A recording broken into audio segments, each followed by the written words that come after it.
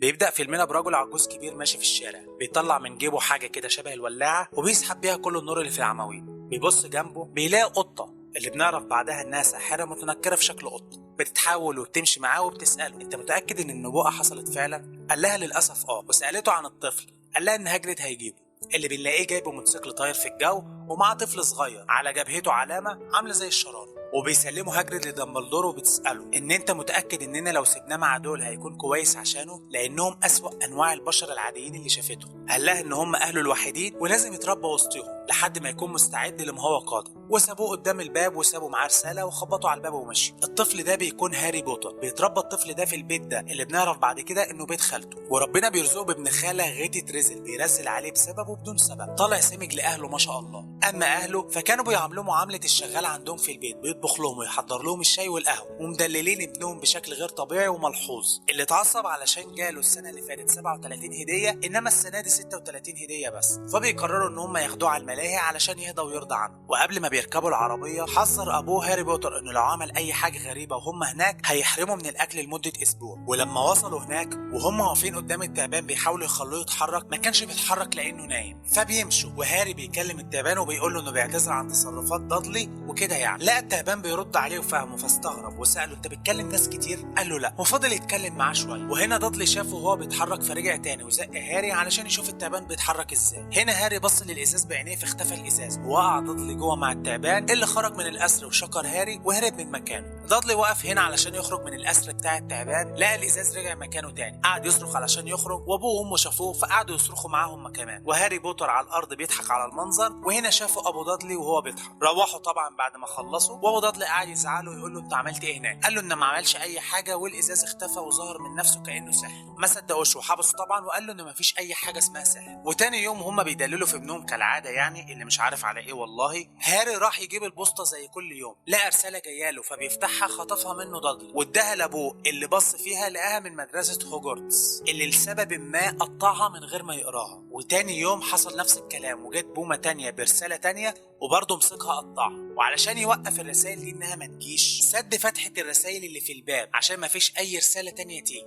وهو رايح الشغل تاني يوم لقى بوم كتير جدا واقف على العربيه عشان يعرف ان الرسائل دي البوم هو اللي بيجيبها مش ساعي بريد زي ما كان فاكر. ومراته وهي بتحضر الفطار لقت الرسائل جوه البيض، وكانوا بيتعمدوا يحرقوها قدامه من غير ما يعرفوه جواها ايه. وبيجي يوم الحد افضل يوم في الاسبوع عشان ما فيش فيه اي بريد، بس الغير متوقع ان الرسائل كلها اللي اتقطعت واتحرقت كلها بتيجي مره واحده من المكان اللي اتحرقت فيه، وبتطير في المكان كله وبتملى رسائل. فبياخد هاري بوتر واحده منهم وبيجري على اوضته اللي تحت السلم، بس جوز خالته بيجري وراه وبيلحقه قبل ما يفتحها ويقراها. وبيقرر انهم يسيبوا البيت ويروحوا مكان ما يقدروش يوصلوا لهاري بوتر فيه. المكان ده مناره وسط البحر، يعني ما فيش لا طير ولا انسان يقدر يوصل لهم فيه. بس وهم نايمين بيلاقوا حد بيحاول يكسر الباب من بره، وبعدها بيوقع الباب وبيدخل، وبيطلع هاجريد اللي ظهر في اول الفيلم. بيدخل المكان وبنكتشف انه ساحر، وبيعرف هاري ان هو كمان ساحر، بس استغرب ازاي ان هو ما يعرفش. بس طبعا ما يعرفش لان خالته وجوزها كانوا مخبيين عنه كل ده. وبيطلع انهم مخبيين عنه لانها كانت بتكره اختها لانها كانت ساحره وهي لا، واهلها كانوا مبسوطين بيها وبيحبوها اكتر واكتر لانها ساحره وكده. وبيطلع الرساله من جيبه وبيديها له. الرساله كانت عباره عن دعوه للدراسه في مدرسه هوجورتس، مدرسه السحر. بيعترض طبعا جوز خالته وخالته على القرار ده، وبيرفضوا انهم يودوا المدرسه دي، بس هاجريد بيرفض ده طبعا وبياخدوا للمدرسه غصب عنه بعد ما بيطلع ديل دادلي علشان يتربى شويه. وبياخد هاجريد هاري بوتر معاه علشان يروحوا يشتروا حاجات المدرسه اللي كانت حاجات غريبه طبعا، وهاري بوتر مستغرب منها وان الحاجات دي هيجيبوها منين. هاجريد بيدخل بار ومعاه هاري والكل عمال بيتكلم وعادي، وهنا عامل البار بيعرف ان الطفل ده هاري بوتر، وفجاه كله سكت وفضل يبصوا في ذهول كانهم شافوا عفريت، وكله بدا يسلم عليه ويخاطبه بمستر هاري بوتر، وانهم مش مصدقين انهم نالوا شرف انهم يشوفوه او حتى يسلموا عليه. وهاري طبعا مستغرب، بس هاجريد قال له انه مشهور جدا جدا بين عالم السحر. ليه بقى؟ هنعرف بعدين. هاجريد بيسحر الحيطه اللي في اخر البار، وبيدخلوا حاره اسمها دياجون الي، حاره مخفيه وسط لندن خاصه بالسحره والمشعوذين بس، واللي منها بيشتروا حاجات المدرسه بتاعت هاري. بس هاري قال لهاجريد انه مش معاه فلوس ان هو يشتري اي حاجه، فقال له: ما احنا هنسحب من حسابك في بنك السحر. هاري استغرب بس كمل ورا هاجريد لما يشوف في الاخر هترسى على ايه. دخلوا البنك وهاجريد طلب سحب نقدي باسم هاري بوتر، وكمان طلب سري من مدير البنك باسم بروفيسور دمبلدور. والطلب ده كان بخصوص يو نو وات في خزنة يونويتش. بيخلصوا الورق بتاعهم وبيطلعوا على الفولتس علشان يعملوا السحب بتاع هاري. وبعد ما الخزنة بتتفتح هاري بيلاقي دهب كتير جدا، وهاجريد بيقول له ان الدهب ده كله بتاعه وان ابوه وامه مأمنين مستقبله كويس قبل ما يموت. وبعدها بيطلعوا على خزنة يونو هو وبيفتحوا علشان يلاقوا يونو وات الخاص بيونو هو، وبياخدوا هاجريد وبيخبيه معاه وبيقول لهاري ما يعرفش اي حد ايا كان انهم كانوا هنا. وبعد ما بيشتروا كل حاجه كان متبقي بس عصايه السحر، فهاجريد بيقول له يدخل لأوليفاندر ينقي عصايه السحر عما يخطف مشوار كده ويرجع. أوليفاندر بيشوف هاري وبيرحب بيه وبيبدا يدور على عصايه نسب، وكل ما هاري يجرب عصايه بتبقى مش مناسبه، يا اما قويه جدا يا اما مش قويه خالص يا اما مش نافعه معاه. وبيجي في بال أوليفاندر عصايه مش بيطلعها لحد، فبياخدها وبيديها لهاري وبيقول له يجربها، وبيكون متردد وهو بيديها له. واول ما هاري بياخدها بيلاقيها مناسبه جدا جدا جدا. وهنا أوليفاندر بيستعجب وهاري بيسأله، قال له ان العصايه دي اتباع منها 2 بس، واحده اللي معاه وواحده اللي اديته الندبه اللي في راسه دي. وسأله هاري من صاحبه، قال له مش بنقول اسمه عشان ممنوع، ان العصايه هي اللي اختارتك مش انت اللي اخترتها. وبيوصل هاجريد وهو جايب له بومه معاه، وبكده طلبات المدرسه كلها كانت كملت. وسأله هاري ان اللي اصابه الندبه دي هو اللي قتل ابوه وامه صح؟ فهاجريد بدأ يحكي له القصه، ان فولدمورت بدأ يجمع اتباعه وياخدهم للجانب المظلم من السحر، وان اي حد كان بيقف في طريقه كان مصيره الموت، ومن الناس دي ابوه وامه، وعلشان كده كان مصيرهم الموت. وفي اليوم ده لما قتل ابوه وامه سابوا حي فقط واصابوا بالندبه اللي في راسه دي، وانها مش مجرد ندبه وبس، لا دي لعنه شريره اصابوا بيها فولدمورت قبل ما يختفي. ودي كانت اخر مره يشوفوا فيها فولدمورت، وده السبب في شهره هاري بوتر، لانه الولد الوحيد اللي نجا من الموت على يد فولدمورت. بيخلصوا اكله وبيطلعوا على محطه القطر علشان يروحوا المدرسه، بس هاجريد بيلاقي نفسه اتاخر على بروفيسور دمبلدور، فبيقول لهاري يركب قطر 6 الا تلت، اقصد 10 الا ربع. وهاري بيبص في التذكره بيلاقي مكتوب فعلا 9 و3/4، فبيستغرب وبيقول لهاجريد ان الرقم غلط، بس هاجريد بيكون اختفى. بيدور هاري على رصيف 10 الا ربع مش بيلاقيه، وبيسال امن المحطه بس طبعا بيتريق عليه. هاري بيشوف واحده وولادها رايحين عند حيطه كده وبيعدوا منها وبيختفوا، فعارف انهم اكيد سحرة زيه، فبيروح يطلب منها انه يعدي معاهم وتوريه هيعدوا ازاي. قالت له يقف ما بين 9 و10 ويجري بسرعه بالعربيه بتاعته وهيلاقي نفسه عدى الناحيه الثانيه. وفعلا عمل كده ووصل للقطر السريع بتاع مدرسه هوجورتس في محطه 10 الا ربع، وبيركب القطر وبيتعرف على رون ويزلي اللي مش بيصدق انه هاري بوتر الا لما بيشوف الندبه اللي في راسه. ورون وهاري بيقعدوا ياكلوا ويلعبوا ويهزروا سوا، وبتدخل عليهم هارموني وبتشوف رون بيحاول يعمل تعويذه، فبتستنى علشان تشوف. طبعا رون كان على الله خالص وما بيعرفش يعملها، فبتقول لهم ان دي اصلا مش تعويذه حقيقيه، وان دي مثلا تعويذه حقيقيه. وراحت عند هاري وعملت تعويذه صلحت بيها ازاز النضاره المكسوره بتاعه، وبتعرفهم على نفسها ان هي هارموني، وبتعرف ان ده هاري بوتر وده رون ويزلي. وبيوصل القطر للمدرسه، وبيوصل طلاب السنه الاولى كلهم لقاعه الاستقبال، واللي فيها هيتم توزيعهم على منازلهم الخاصه: هافلباف، جريفندور، سليزرين، رافنكور. وكل طفل فيهم كان بيتحط عليه طاقيه كده. الطاقيه دي بتشوف الطفل ده هيبقى مناسب في انهي منزل من المنازل الاربعه المتاحه. في وسط المنازل دي كلها اللي يهمنا 2 بس: سليزرين اللي دريكو مالفوي بيدخله، وجريفندور اللي بتدخله هارموني ورون ويزلي كيرشا. وفي وسط التوزيع هاري بيحس بوجع مكان الندبه اللي في جبهته، وبيلاقي مدرس من المدرسين بيبص له ومركز معاه. وجه الدور على هاري بوتر وكله مركز ومستني. القبعه كانت هتوديه سليزرين، بس هو طلب انه يروح جريفندور، وفعلا القبعه ودته لجريفندور. كله فرح واتبسط لان سليزرين كلهم اشرار وكلهم بيتبعوا يونو هو. وبيبدا احتفال الاستقبال وكلهم بياكلوا وبيتبسطوا، وبعدها بيروحوا يتوزعوا على اوضهم علشان يناموا ويبداوا يومهم الدراسي بكره. واول حصه بتكون لبروفيسور سناب استاذ الكيمياء والتعامل مع السحر الاسود بكل انواعه، اللي بيبدا حصته بسؤال لهاري بوتر اللي ما كانش منتبه وهو بيتكلم، وبيقول له: ماذا سيحدث اذا اضفت كذور مسحوق البروك الى نقيع المر؟ وخلي السؤال ده في بالك لحد اخر موسم علشان هنحتاج. هارموني بترفع ايدها وتجاوب لانه ما يعرفش، فسناب بيساله سؤال تاني برضه ما يعرفش، وتالت ورابع وبرضه مش بيعرف اجابه اي سؤال. وهنا سناب بيسخر منه قدام الطلبه كلهم وبيقول له انه ما يستاهلش الشهره اللي هو فيها، وبيخصم من منزل جريفندور 5 درجات عشان هاري كان وقح في رده على بروفيسور سناب. وبيطلعوا بعدها على حصه الالعاب، وهنا مش بيتعلموا فيها كوره طبعا، بس بيتعلموا فيها ازاي يطيروا على المكنسه. ونيفل الغلبان اول ما بيركب المقشه بتاعته بتطير وبتخبط في كل حاجه ومش بيعرف يتحكم فيها لحد ما بيقع، وبتضطر البروفيسور ان هي تاخده للمستشفى. وهنا بيتحدى مالفوي هاري بوتر انه يطير للسطح،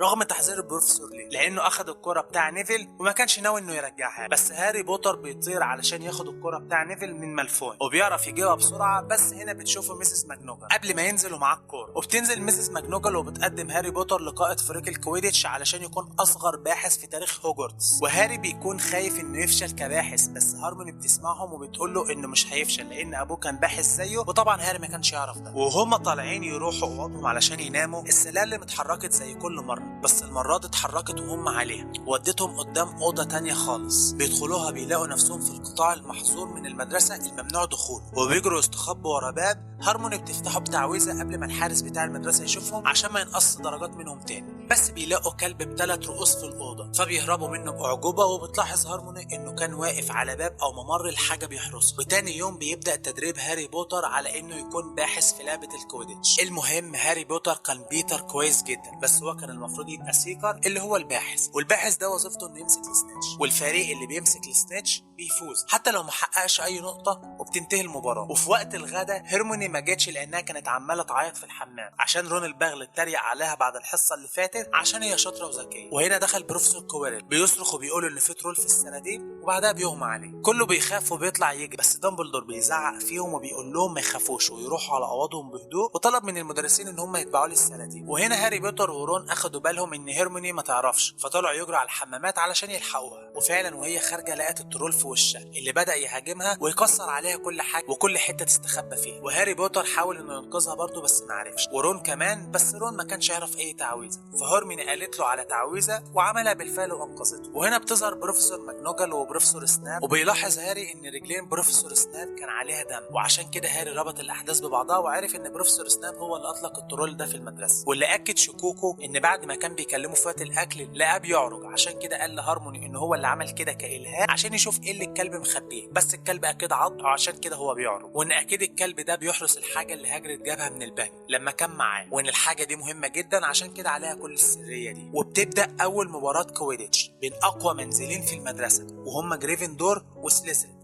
وبتكون اول مباراه لهاري بوتر في المدرسه. وخلال المباراه دي فريق هاري بوتر كان متقدم وجريفندور كان كسبان فرق نقاط عالي، فسليزرين بدأوا يلعبوا لعب ديرتي علشان يخسروا فريق جريفندور، وفعلا بدأوا يكسبون في عدد النقاط. وهنا هاري بوتر بيشوف السنيتش فبيجروا وراه عشان يحاول يمسكه ويفوز بالمباراه، بس المكنسه بتاعته بتبدا انها تتحرك بشكل مش طبيعي وبتحاول انها توقعه من عليها. هيرميني كان معاه منظار، فبتكتشف ان سناب هو اللي بيحاول انه يسحر البرومستيك بتاع هاري، فبتجري على هناك وبتعمل تعويذه بتولع بيها في اللبس بتاع بروفيسور سناب علشان يتلهى عن التعويذه اللي بيعملها وتنقذ هاري. وبالفعل ده اللي بيحصل، والتعويذه بتنتهي وهاري بيتحكم في البرومستيك بتاعته من تاني، وهاري بيركب على المكنسه من تاني وبيروح ورا السنيتش وبيحاول انه ياخدها قبل ما سليزرين ياخدوها علشان فرقتهم تفوز. وبالفعل بياخدها هاري بوتر، وبتنتهي المباراه بفوز جريفندور على سليزرين. وعشان هاري بوتر بيثق في هاجريد راحوا حكوا له اللي حصل من بروفيسور سناب، وحكوا له كمان على الكلب والترول وكل حاجه. فهاجريد قال لهم ان الكلب بتاعه اصلا وانه بيحرس حاجه مهمه خاصه بدومبلدور، وان سناب مدرس في المدرسه وانهم صغيرين مش فاهمين اي حاجه ويستحسن ان هم يركزوا في دراستهم وبس. وفي ليله الكريسماس بيوصل لهاري بوتر هديه، بس مش اي هديه مكتوب عليها استخدمها جيدا،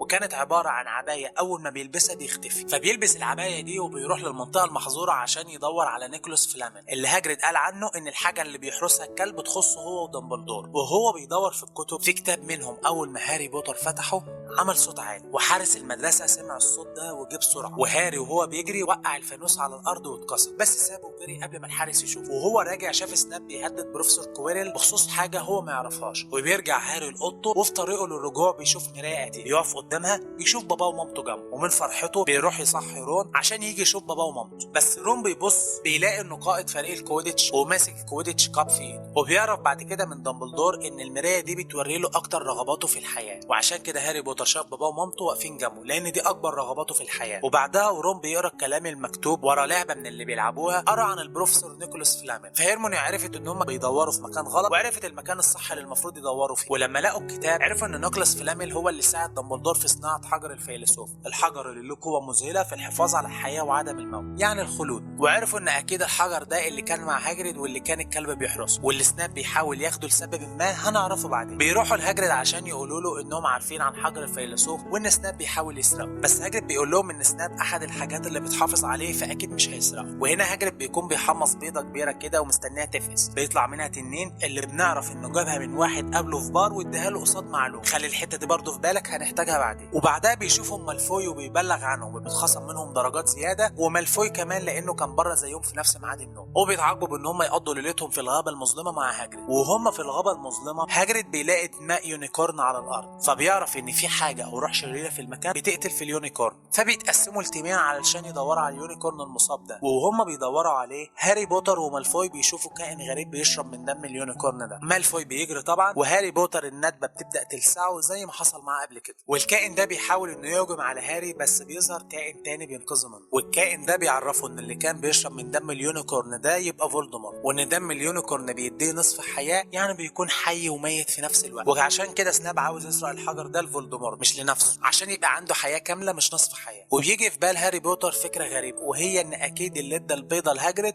اداها له قصاد انه يعرف ازاي يعدي من الكلب من غير ما يصحيه. وبيروحوا لهاجريد وبيتاكدوا فعلا من ده، وكمان بيقول لهم ان قال له ازاي يهدي الكلب فلافي وبيخليه ينام ما يقومش. بيروحوا لبروفيسور ماجنوجل بس مش بتصدقهم وبتقول لهم يبطلوا يدخلوا نفسهم في اللي مالهمش فيه، فبيقرروا يروحوا بنفسهم يشوفوا بروفيسور سناب اخذ الحجر ولا لا. وبيروحوا فعلا بعد ما بيعدوا من نيفل اللي كان بيحرس المكان عشان محدش يعدي منه، وبيدخلوا لاوضه الكلب من تاني، وبيلاقوا ان حد سحر الفيولون بتاع الموسيقى انه يفضل شغال عشان الكلب يفضل نايم. بيحركوا رجله من على الباب وبيفتحوه علشان ينزلوا، وفجاه الصوت بيسكت والمكان كله بيبقى هادي، الموسيقى اللي شغاله خلصت وكلب صحي. فبينطوا بسرعه وبينزلوا على نبات اللي بيبدا يلف حواليهم ويموتهم بالبطيء، بس هيرموني قالت لهم ما يتحركوش وهينجوا منه. وبالفعل هيرموني نجت منه هي وهاري بوتر، بس رون كان بيتحرك كتير ومش مصدق، فالقى التعويذه على النبات علشان تنقذ رون، وبالفعل انقذته. وبيدخلوا من الباب وبيلاقوا باب تاني ومفاتيح طايره في الهواء وبروم ستيك، ومفروض ان حد يركبها ويجيب مفتاح من المفاتيح دي كلها، وهو الوحيد اللي ممكن يفتح الباب بسهوله. وفعلا هاري بيركبها وبيدور على المفتاح وسط المفاتيح اللي طايره كلها، وبيلاقيه اخيرا وبيديه لهارموني وبتفتح الباب وبيدخلوا كلهم منه. بيقربوا من الباب التاني بيلاقوا ان هم في لعبه شطرنج، وما ينفعش انهم يعدوا من الباب الا لما يلعبوها صح ويفوزوا والا هيموت. وبيبداوا اللعبه اللي كانت حقيقيه بنسبه كبيره جدا مش زي اي شطرنج عادي. وبعد لعب خطوات كتير جدا ورا بعضها وتدمير قطع الشطرنج واحده ورا واحده ورا واحده، كان لازم رون يضحي بنفسه علشان يفوزوا باللعبه، وبنسبه كبيره كان هيموت، بس اتصاب بس. وهيرموني كانت هتتحرك عشان تنقذه، بس هاري قال لها ان هم لسه ما كسبوش وما ينفعش تتحرك من مكانها. وهاري اتحرك وعمل حركه التشيك ميت